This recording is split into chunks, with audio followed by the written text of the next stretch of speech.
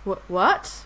What is happening? So he ended up having to come to Wokingham, and he goes, are you sure you just weren't pissed and didn't read the sign right? And I was like, no, 100%. I was like, me and Ruth were both like, that is going. And I realised later... He's just sitting there reminding you of that time you missed your stop and he had to come and get you. He loves telling that story. Yeah. He loves telling you that story. So you've just fallen asleep on this train again. When I woke up and I was like, and he's like, wake up, you're at the station. I was like, okay. And then I walked to the door and it was like, nope. And it closed. I was like, I'm sorry, it closed in my face.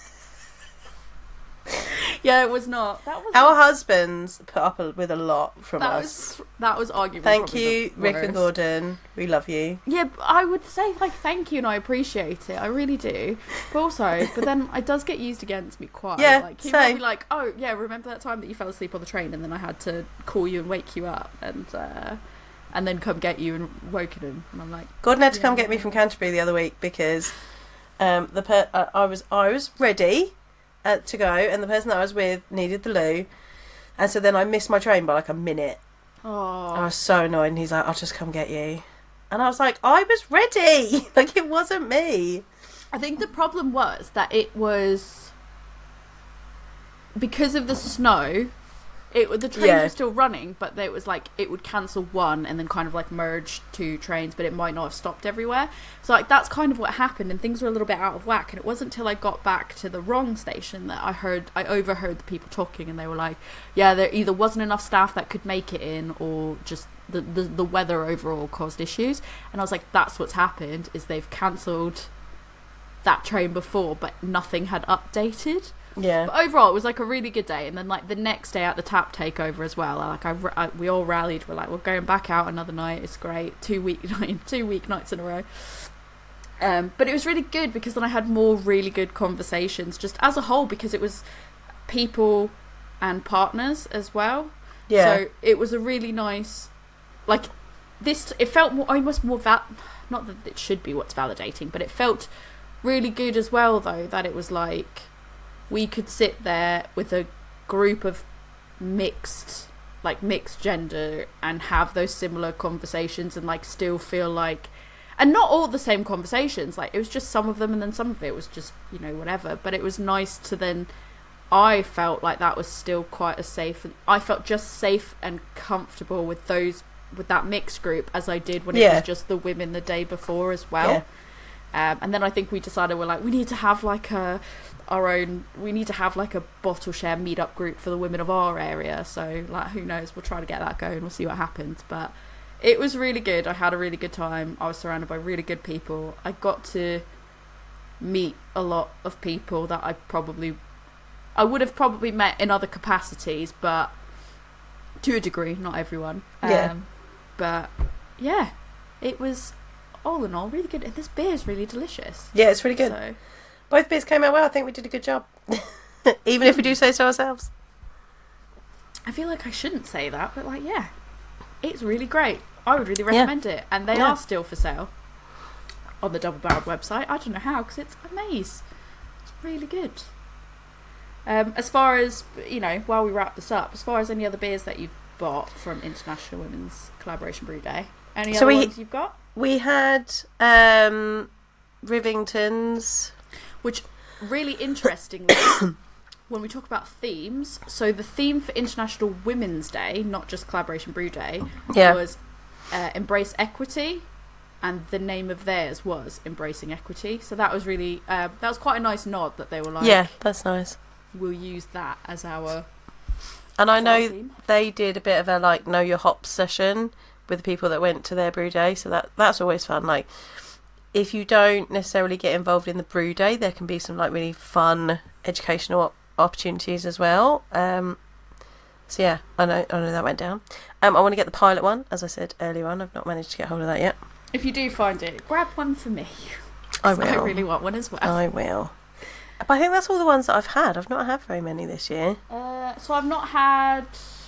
I have, obviously, like I said, we had the Rivington. I think as far as the other ones that I've had the homebrew one, No True Measure. It's not a homebrew, yes. The homebrew one. So I've had that one, which was That was elusive, good chemistry, the malt miller.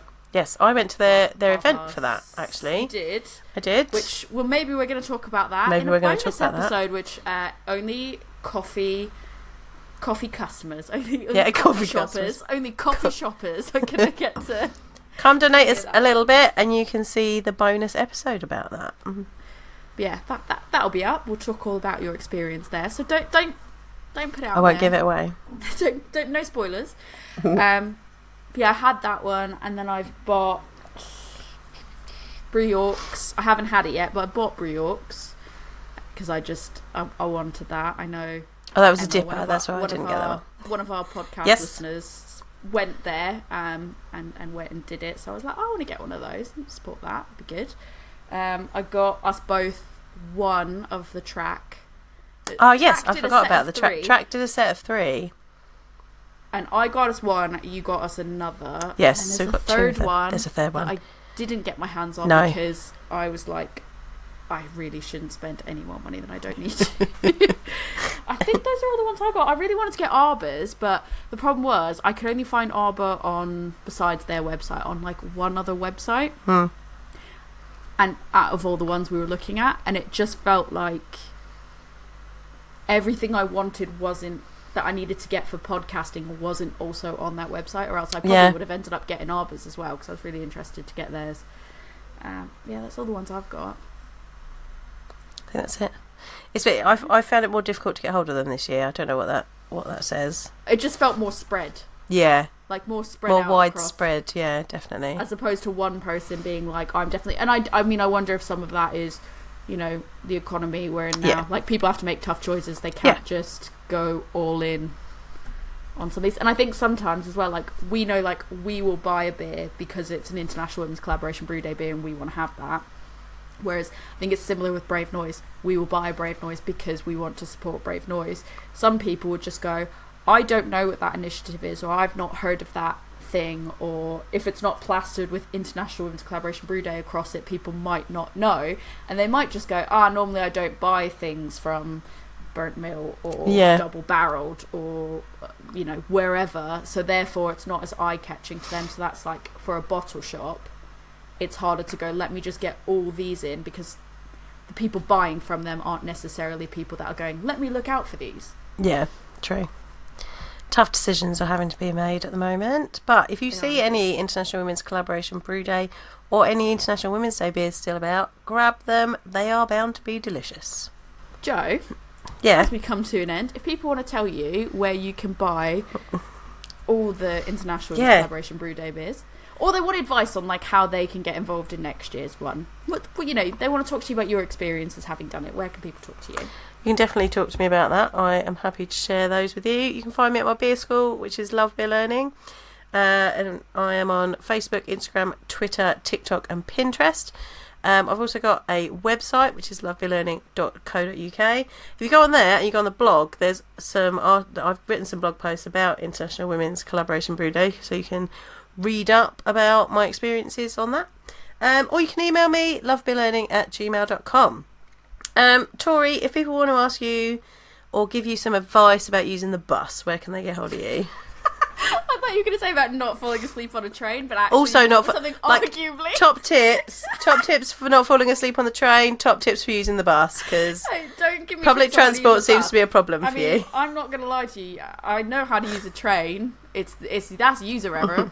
That's not knowing It's how the to falling use a asleep train. that's the problem. That's the problem, and that's, you know, you're not going to, you know, not going to change that. No. And the bus, don't even bother, because I avoid the bus at all costs. The germs, lots of reasons. I'm just like, no. But I mean, if you want to mock me for that, that's fine. I mean, you can't mock me harder than I mock myself or than my husband mocks me. But if you want to do that, yeah, please feel free. I won't take it that personally. I'll just cry myself to sleep at night. You can do that on Instagram at adventures_in_hoptimism on Instagram, or adventuresinhoptimism@gmail.com. And also, I mean, I'm not gonna lie, I've just started my Willet slushy. Willet slushy is a thing, people. This is not a drill. Go to Adventures in Optimism. There's a YouTube channel, people. There's a YouTube channel. I've invested way too much in a joke and I can't go back on it now. I just have to double down and go all in. Have you done the cover photo? No, not yet. Still got to get a cover photo, but I have linked it. I've added it to my link tree. I've added that YouTube to my link tree, but I'm adventures_in_optimism on YouTube as well. But I mean, at the moment, you only have the shorter version of that video. It's not short enough to be a YouTube short, so it's just shorter. Or the director's cut, quote unquote, long version, which is like 5.5 minutes. I mean, I think it's great. Personally, myself, it amused me. I've invested way too much in this fucking joke. So, you know, I'm in it now. In it for a penny, in it for a pound. It's there. Yeah. I mean, I've put it on TikTok as well. You can find me on there. I don't put that much there, but you can find me. It's all in my link tree on my Instagram. Go for it. Go crazy. And then if you also want to get in contact with either of us, to just be like, nobody wanted that series. Now you want to tell both of us that we have taken a joke too far. You can find us on A Woman's Brew on Instagram or A Woman's Brew podcast at Gmail. Please write us. Be like, well, stop committing to a bit. Or we won't suggest things that we can slushy. Yes, suggest us what we can slushy. But I mean, I may do it, but if it's super gross, I'm not going to do it. We need to get one of my raw out of orders. There we go. I've got some like I've got a whole bunch of things to slushy, so we're in no lack of slushying people. Don't worry about it. But yeah, that's us. That's us for the day. I'm going to go drink this delicious beer. So. Yeah, let's do it. On that note, cheers.